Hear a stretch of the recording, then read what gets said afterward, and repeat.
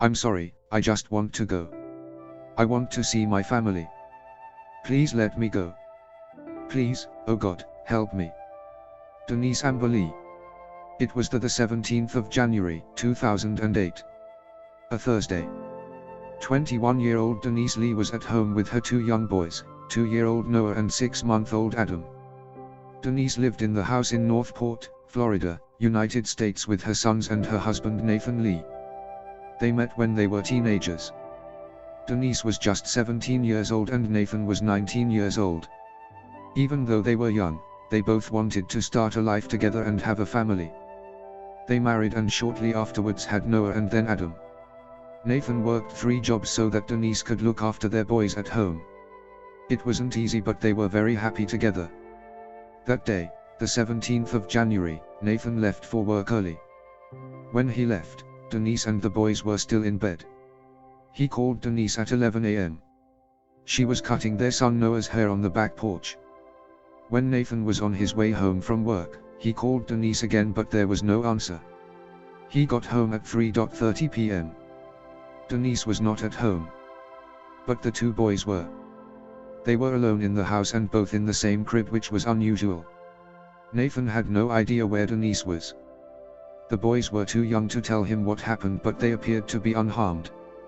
Denise's personal belongings were all in the house, so it didn't look like she just left to go somewhere. But there were no signs that anything had actually happened. There was no forced entry. In fact, when Nathan got home, the house was locked. There were no signs of a struggle either. Nathan said that at that point he began to lose it. He called the police. The police arrived and carried out a search of the home to try to establish what had happened to Denise and try to find out where she was. Denise's neighbor, Jennifer Eckert, told police that at 2:30 p.m. that afternoon, she saw a green Camaro car going up and down the road. She noticed it because it was creeping up and down the road going very slow. The car circled the street 4 or 5 times and then it pulled into Denise's driveway and there was a man sitting in the driver's seat. She went outside her house 10 minutes later and saw the car drive off. She did not see Denise in the car. Denise's father, Detective Rick Goff, was able to call on all area state, county and municipal law enforcement agencies to search for Denise immediately. At 6:14 p.m., police got a break in the case. The Sarasota County Sheriff's Office received a 911 call. The caller did not initially identify herself, but it was a female voice and the caller was not speaking directly to the operator. Instead, it sounded like she was talking to a man. Dispatcher, 911. Caller, I'm sorry. I'm sorry. I just want to go. Dispatcher, hello. Caller, I'm sorry. I just want to see my family. Male voice, why did you do that? Caller, I'm sorry. I just want to see my family. Dispatcher, hello. Caller, I just want to see my family again. Please. Dispatcher, hello. Hello. Caller, I just want to see my family again. Let me go. Dispatcher, hello. Male voice, inaudible, the F*** king phone. Caller, please let me go. Please let me go. Please let me see my family again. Male voice, no F*** king problem. Caller, okay. Dispatcher, hello. Inaudible. Caller, I'm sorry. Male voice, I was gonna let you go and then you go F*** around. Caller, I'm sorry. Please let me go. Male voice, where's my phone? Dispatcher, hello. Male voice, now I've got to go to the next street because of him. Caller, I'm sorry. Please let me go. Male voice, what are you doing? Inaudible. Caller, please let me go, please. Oh, God, please. Male voice, inaudible, in front of my cousin Harold. Dispatcher, hello. Caller, please let me go, God please. Male voice, I told you I would. Dispatcher, hello. Caller, help me. Dispatcher, what's the address? Caller, please help me. Dispatcher, what's the address that you're at? To supervisor coming off the Northport Tower. Caller, please. Male voice, I'm not, inaudible. Dispatcher, hello. Caller, please let me go. Dispatcher, what is the address that you're at? Hello. Caller, where are we going? Male voice, I've got to go up and around now because of what you did. Caller, up and around where? Male voice, didn't you see, inaudible. Exactly 4 streets, well, 5 streets over from your house. Caller, I couldn't tell, inaudible. Dispatcher, what's your name? Hello. What's your name? Caller, please. My name is Denise. I'm married to a beautiful husband, and I just want to see my kids again. Dispatcher, your name's Denise. Caller, I'm sorry. Dispatcher, to supervisor, I'm thinking too, that he doesn't know. Caller, please, God. Please protect me. Dispatcher, are you on I-75? Caller, where are we? Male voice, what did you do with my cell phone? Caller, I don't know. Please. Protect me, please. Dispatcher, where are you at? Can you tell if you're on I-75? Caller, I don't know where your phone is. I'm sorry. Male voice, you be honest with me. Caller, can't you just tell me where we are? Dispatcher, are you blindfolded? If you are, press the button. Caller, I don't have your phone. Please, God. Inaudible. Caller, I don't have it. I'm sorry. Dispatcher, Denise. Do you know this guy? Male voice, be honest. Lee, I don't have it. I'm sorry. Dispatcher, Denise, do you know this guy? To supervisor, she might have the phone laid down and not hear a thing I'm saying too. He keeps saying a phone. Caller, I don't know where it is. Maybe if I could see I could help you find it. Inaudible. Caller, no, sir. Dispatcher, Denise. Caller, I'm looking for it. Aha. Dispatcher, how long have you been gone from your house? Caller, I don't know. Dispatcher, how long? Caller, I don't know. Dispatcher, do you know how long you've been gone from your house? Inaudible. Dispatcher, what's your last name? Caller, Lee. Dispatcher, Lee. Caller, yeah. Dispatcher, do you know? Caller, I don't know where your phone is. Dispatcher, your name is Denise Lee. Caller, aha. Dispatcher, can you tell at all what street you're on? Caller, no. Dispatcher, do you know this guy that's with you? Caller, no. Dispatcher, you don't know him from anywhere? Caller, no. Please. Oh, God, help me. Dispatcher, what's your address? What's your home address, do you know? Inaudible. Caller, I don't know. Please just take me to my house. Can you take me home, on later, please? Dispatcher, can you see or do you have a blindfold on? Caller, I can't see. Where are we? Inaudible. Dispatcher, can they turn off the radio or turn it down? Caller, I can't hear you. It's too loud. Where are we? Inaudible. Caller, are you going to hurt me? Male voice, give me the phone. Caller, are you going to let me out now?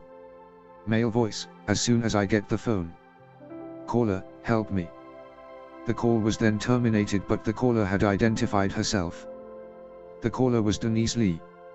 Denise also managed to provide further information, including that she wanted to go home and was being held against her will by a man she did not know.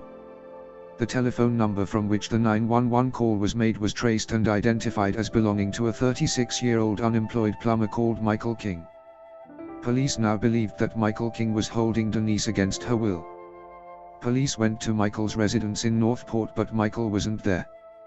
Denise was not there either. At 6:23 p.m., a 17-year-old girl, Sabrina Muxlow, called 911. Sabrina told the operators that her father saw a girl tied up and that she came out of the car, and my dad's cousin went and put her back in the car when she got out. She told them that the car the girl was in was a green Camaro. Sabrina called 911 because her father, Harold Muxlow, told her about an incident that happened at his house between 5:30 p.m. and 6 p.m. that day. His cousin, Michael King, arrived at the house. Harold was not expecting him. Michael asked Harold for a flashlight, a gas can, and a shovel. He told him that he needed it for his lawnmower as it was stuck in his front yard. Harold gave the items that Michael was looking for to him, but as Harold walked back towards the house, he heard a woman shout, "Call the cops." Harold walked back down the driveway to Michael. He asked Michael what was going on. Michael said, "Nothing, don't worry about it." Harold walked away but looked back once more and saw Michael crawling over the console in the Camaro and pushing the head of a person with shoulder-length hair down in the back seat. He saw the person's knee rise up. Michael climbed into the driver's seat and drove away. Harold then drove to Michael's house to see if the lawnmower was actually in the front yard. It wasn't, and Michael was not there. He placed an anonymous 911 phone call in which he provided a description of Michael's vehicle. He told them that there may be a person inside the car being held against their will. Harold told his daughter Sabrina what happened and she immediately called 911. A few minutes after Sabrina's 911 call, another 911 call was made. At 6:30 p.m. that evening, Jane Kowalski called 911. Jane was stopped at a traffic light on Highway 41 when she heard someone screaming. She described the scream as, "It was a very high-pitched scream, and it was unlike any type of scream I'd ever heard in my entire life." Jane was on the phone to her sister at the time, and the screaming and loud noises were so loud that her sister heard them on the other end of the phone. Jane thought it was a child screaming at first. The noise was coming from the car next to her. Jane looked across and made eye contact with a man. He was pushing something down in the back seat of his car. Jane said that after he pushed something down, a hand came up from the back seat and started slapping very loudly on the window. When the traffic light turned green, Jane didn't drive fast. She hoped the car would drive forward so she could see the license plate number. But he wouldn't drive forward, so she began moving slowly and the man changed traffic lanes and pulled behind her. Jane called 911. She told them about the noises and screams she heard coming from the Camaro. Jane told the operator that she could see the driver of the Camaro changing lanes and making a left turn onto Toledo Blade Boulevard, heading toward Interstate 75. Jane could not follow him due to the traffic. When Jane made that call, there were deputies in the area. There were police on foot, in patrol cars and a helicopter. But they never received the details of Jane's 911 call and the detailed account she provided in real time of where the Camaro was headed towards. The Charlotte County dispatchers failed to provide the information to them. Later that night, at 9 p.m., Deputy Christian Wimmer and State Trooper Edward Pope were posted at Toledo Blade Boulevard near Interstate 75. They were looking out for the Camaro. They had a description of the car and the license plate number. At around 9:10 p.m., the Camaro drove from Toledo Blade Boulevard onto the on-ramp for I-75 southbound. They followed the car and forced it to pull over. The police ordered the driver to exit the vehicle multiple times. The driver only exited when they threatened to shoot. He exited from the front door backwards. It was Michael. Michael was wet from the waist down and there was mud on his shoes. Police searched the car. They found a phone. The battery and SIM card had been removed. They also found a gas can in the car, a shovel with dirt on it and a ring on the back seat. But Denise was not in the car. Michael was charged with kidnapping, but he refused to give any information about Denise or where she was to the police. He denied being involved. Police continued to search for Denise.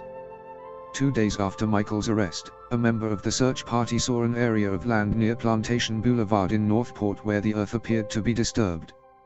At a depth of 3 feet 1 inch, they found the naked body of Denise Lee. She was lying on her side in the fetal position. Denise had been shot dead less than 3 miles away from where Jane made the last 911 call. The medical examiner determined that Denise died from a single gunshot wound to the head.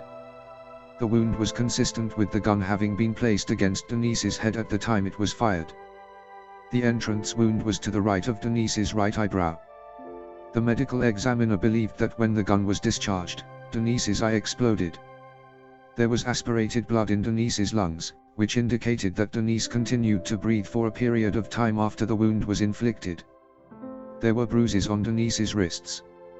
The bruises were in the same location on each wrist, and the medical examiner concluded they may have been caused by ligatures and were consistent with defensive injuries. The medical examiner noted that Denise had vaginal bruising and anal tearing, both of which were caused by insertion trauma. Denise was sexually assaulted before she was shot dead. Michael was charged with first-degree murder. Michael pleaded not guilty. The prosecution had a strong case. They had multiple witnesses who saw Michael that day, from the neighbor who saw him in Denise's driveway to Jane and other drivers who saw him driving and trying to push something down on the back seat. His cousin, Harold, also testified on behalf of the prosecution. Apart from the eyewitnesses and 911 calls, police also had DNA evidence. Denise sometimes wore Nathan's boxer shorts, and she was wearing a pair that day, the 17th of January. The boxer shorts were found a couple of 100 yards away from where Denise's body was found. They tested positive for sperm cells, and the cells matched the DNA profile of Michael. Denise also left evidence too. In the Camaro, police found her ring and strands of her hair that she had pulled out. They believed she wanted to leave some evidence behind.